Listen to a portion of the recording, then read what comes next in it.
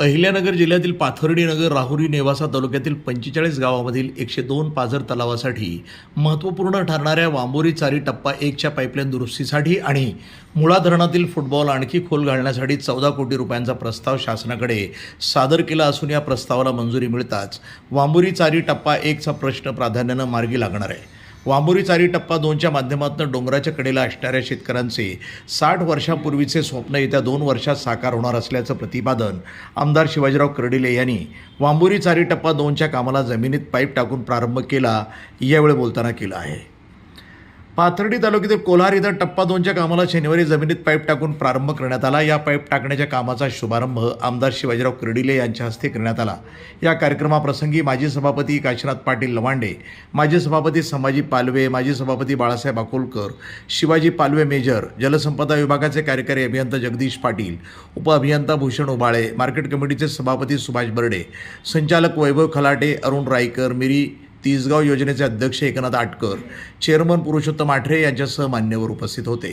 यावेळी बोलताना आमदार शिवाजीराव कर्डिले, माजी सभापती काशीनाथ पाटील लवांडे, माजी सभापती बाळासाहेब अकोलकर, माजी सभापती संभाजीराव पालवे, शिवाजी पालवे मेजर, कार्यकारी अभियंता जगदीश पाटील यांनी आपल्या भावना याप्रमाणे व्यक्त केल्या.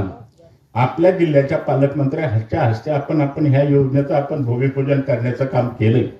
परंतु आता हे भूमिपूजन केल्यानंतर मी पाटील साहेबांना म्हणलं का आता परत आपण हे करणं काही योग्य नाही.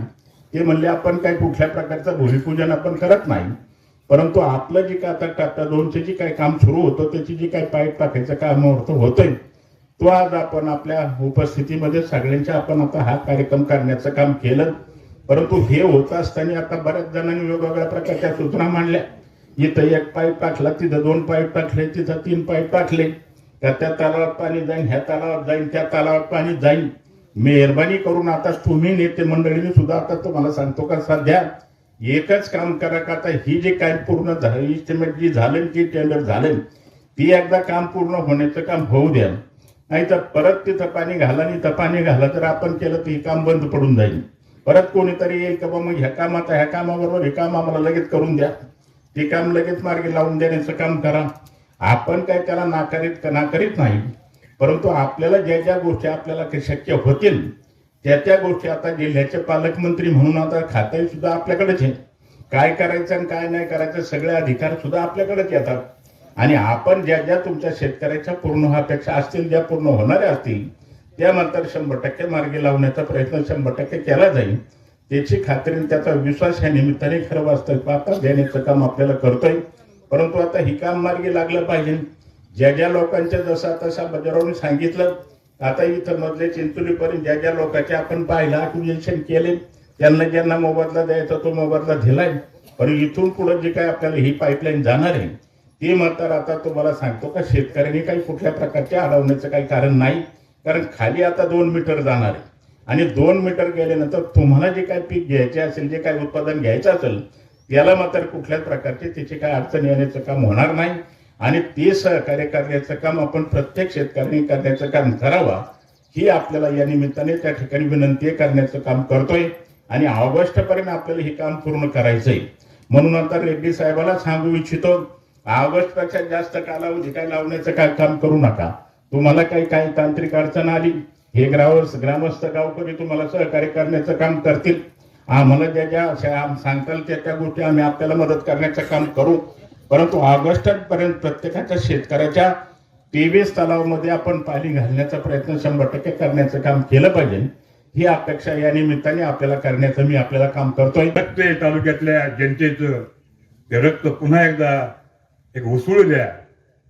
अनेक विषय जे आता सांगितले संभाजीराजांनी की जे आपल्या हक्काचं पाणी आहे आम्हाला पाणी द्या, तुम्ही का देत नाही आणि देण्यासाठी तुम्ही संघर्ष करा. हा एकच विषय नाही, असे अनेक विषय आहेत.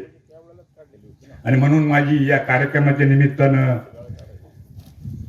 आपल्या सर्वांच्या वतीने ही विनंती करेन की कर्डिले साहेब की परवा मी एक वाचलंय ते बुलढाणा जिल्ह्यात का पुढे तरी होता एक कार्यकर्ता की तिने पाण्यासाठी मागणी केली आणि त्या ठिकाणी समज घालून पाणी सोडू म्हणलं त्या गावाला.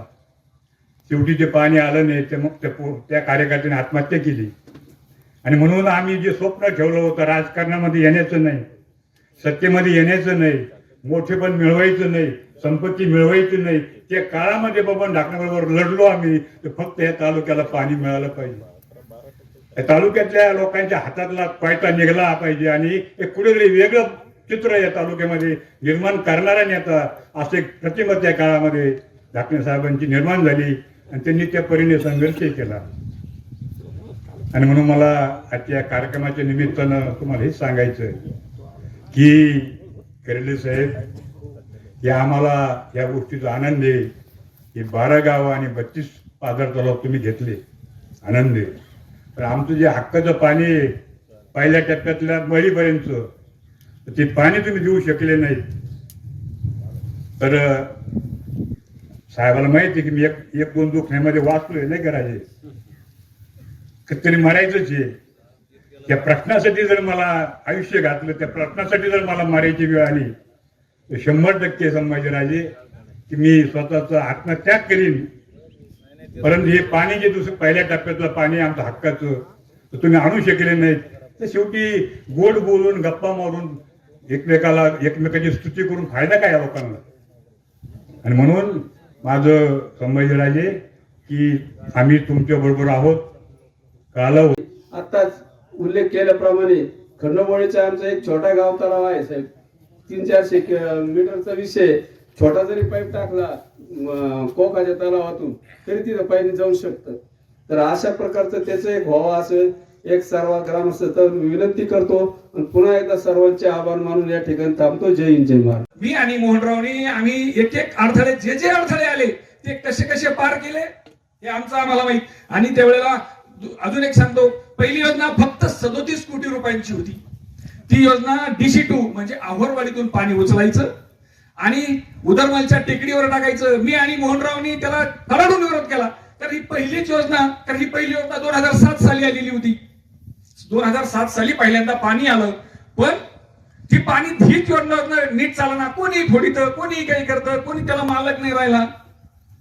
तरी कर्डिले साहेब आणि विखे पाटील यांनी लक्ष दिल्यामुळे तरी पाणी येतंय. नाहीतर हेही पाणी आलं नसतं मित्रांनो. ते फक्त 37 कोटीची मंजुरी मिळाली त्याला 2012 साली. आम्ही त्यांना सांगितलं नाही, आम्हाला अशी योजना नाही पाहिजे, आम्हाला आमची सेपरेट पाहिजे. आपल्याकडे तिथं 4 पंप आहेत, एक स्टँड बाय पंप असतो 1100. आता जगदीश पाटील साहेबांनी सांगितलं की 1150 HP एक स्टँड बाय पंप आहे, तो आपल्याला आपण वापरला. आणि 620 MM रुंदीचा पाईप थेट. असे काही नाले आहेत ज्याच्या आसपास जवळपास अर्धा किलोमीटर विहीर नाही, किंवा असा एखादा नाला आहे की त्या नाल्यातून पाईपलाईन पाटील साहेब चालली, परंतु त्या नाल्यामध्ये त्या ठिकाणी आपलं कनेक्शन नाही.